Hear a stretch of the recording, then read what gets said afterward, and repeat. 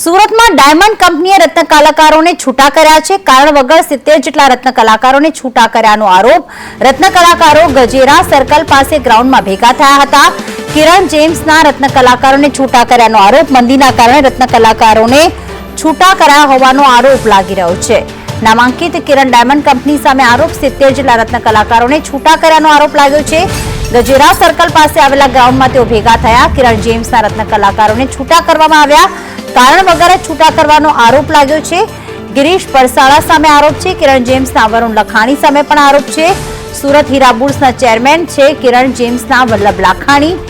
એ જ કિરણ જેમ્સના 70 રત્ન કલાકારોને છૂટા કરાતા અનેક ચર્ચાઓ ઉઠી છે।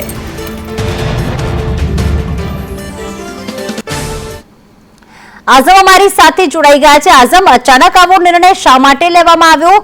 રત્ન કલાકારો આખરે શું કહી રહ્યા છે?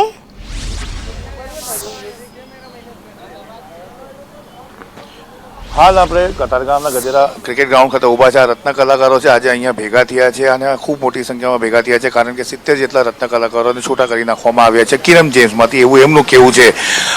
તમે લોકો કેટલા સમયથી કામ કરતા હતા? છૂટા કરવા માટે શું કહેવામાં આવ્યું? 20 વર્ષથી અમે કામ કરતા હતા અને છૂટા માટે તો કાંઈ કીધું નથી, પણ અમે આ વાતાવરણ સમજીને એમ કે મંદી હોય એમ, પણ અમારું કહેવાનું એમ કે આ મંદી એટલી બધી કડક હોય તો એટલા બધા રૂપિયાનું દાન કરે આપણો કિરણ એક્સપોર્ટ, તો અમને ખાલી વરાદી હાસવી ન આગે, ભલે એક કોઈ વધુ રજા પડે, ટાઈમ ઘટાડે, તો અમને એની કંપનીમાં બેહાડી રાખો તો અમારે બેહવું છે, નકર કાયદેસર જમતારે અમને પગાર આપીને છૂટા કરી દો 3 મહિનાનો, તો એ એને મંજૂર નથી। એ ટ્રાન્સફર કરવાની કે પહેલા ટ્રાન્સફર ના પાડતા હતા, તો ટ્રાન્સફર કરે તો જ્યાં અમને ફાવે નહીં, કટોરા રીકો ના હોય, પાડ ન ફાવે, આઘું પડી જાય, તો એ ત્યાં રજાઓ પડે છે અને બબે રજા રાખે, હીરા મળતા નથી, તો એ ત્યાં અમને કેવી રીતે સેટ કરી દે? અમે ત્યાં સેટ થઈ શકીએ નહીં, તો અમારે હેરાન થઈને વહી જવું, તો એ કરતા એને હેરાન કરવા છે તો એ એટલો બધો સેટ છે, મહાન કામ ન હું એટલા બધા મોદી પાસે બેસી અને એટલા રૂપિયા આપે, કરોડોમાં આપે, તો અમને ખાલી એક વરદીની સેવા ન કરી શકે।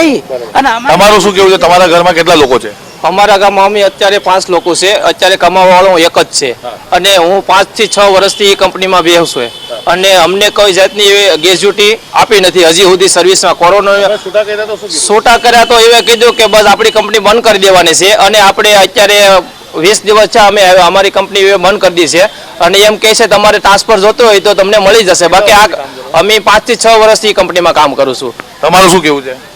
હું 3-4 વર્ષ કામ કરું છું। 5 માણસ છે, મારો છોકરો કોલેજ કરે છે, અટાણામાં આવ્યા એને 5 દિવસ દેહમાં થયા, 5 દિવસ કાયમી બેઠો તો ખાતું બંધ થઈ ગયું, એટલે ભાડા ચડી ગયા છે, કોઈ અમારે પોઝિશન બહુ ખરાબ છે, કામ વગર। તમારું શું કેવું છે?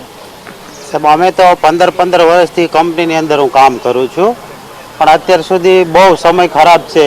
એનો સમય અમે હાંચ્યો તો અમને એ 5 મહિના નહીં હાંચવી કે ત્યારે મોદી સાહેબ આવ્યા, ડાયમંડ બુથનું ઉદઘાટન કર્યું, બરોબર છે, એમાં કરોડો રૂપિયા નાખ્યા, તો થોડા ઘણા કારીગરને આમાં સહમત કર્યા હોત તો કારીગરો બેઠા રહે। જ્યારે એનો ખરાબ સમય હોય ત્યારે અમે એની હારે રહી છીએ। તો આ ગ્રેજ્યુટી નહીં આપવા માટે છૂટા કર્યા છે એવું કીધું છે?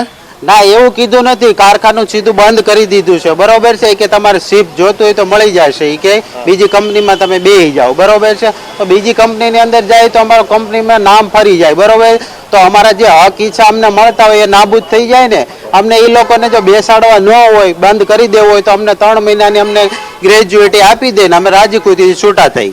કુલ કેટલાને છૂટા કરી દીધા છે? અત્યારે 80 આસપાસ 80 કારીગરો છે। તો તમે જોઈ લીધું હશે તમામ જે જણાવી રહ્યા છે કિરણ જેમ્સ સાથે સંકળાયેલા હતા અને એમને ભાવેશભાઈ, તમે રત્ન કલાકાર તરફથી આવો છો, શું કહેશો? અત્યારે આ સમય ખરાબ છે, ખરાબ સમયની અંદર કારીગરોને છૂટા કરવા એ ખૂબ ગંભીર બાબત છે। રત્ન કલાકારોનો બેરોજગાર દર વધ્યો છે, કારીગરોને અમે 2 દિવસથી આ કંપનીની લાઇઝિંગમાં છીએ, કંપનીના સંચાલકો સાથે વાત કરીએ કે આ 20 વર્ષથી આ કારીગરો બેસે છે, તમારો પરિવાર છે, આ પરિવાર જવાબ એટલે જ આપે છે કે અમે કોઈને છૂટા નથી કર્યા, પણ છૂટા નથી કર્યા તો કંપની ટ્રાન્સફર થાય એટલે કારીગરોના ગ્રેજ્યુટીના હકો મરી જાય છે, તો ગ્રેજ્યુટી આપીને છૂટો કંપની ટ્રાન્સફર આપો, આ કારીગરોને કોઈ વાંધો નથી। જો તમારે છૂટા જ કરવા હોય તો 3 મહિનાનો એક્સ્ટ્રા પગાર આપી દો, જે નોટિસ પીરિયડનો પગાર આપે છે એ પગાર આપી દો, આ કારીગરોનો કોઈ વાંધો નથી, પરંતુ લાખો કરોડો રૂપિયા તમે બીજી જગ્યાએ વાપરો એના કરતાં તમારા પરિવારને સાચવો તો ખૂબ સારું પડશે। તમારી સામે છે આ તમામને સાથે એવું કહેવાય જાય કે છટકબારીના હેઠળ આ ટ્રાન્સફર આપવાની નિયતિ અને એવો જાહેરાત કરવાથી એમના મનના અંદર પણ એક સવાલો ઊભા થઈ રહ્યા છે કે અમારા હકો જતા રહેશે, તેના કારણે અહીંયા ભેગા થયા છે અને પોતાની રજૂઆત કરી રહ્યા છે. જી બિલકુલ, આભાર આઝમ તમામ વિગતો માટે.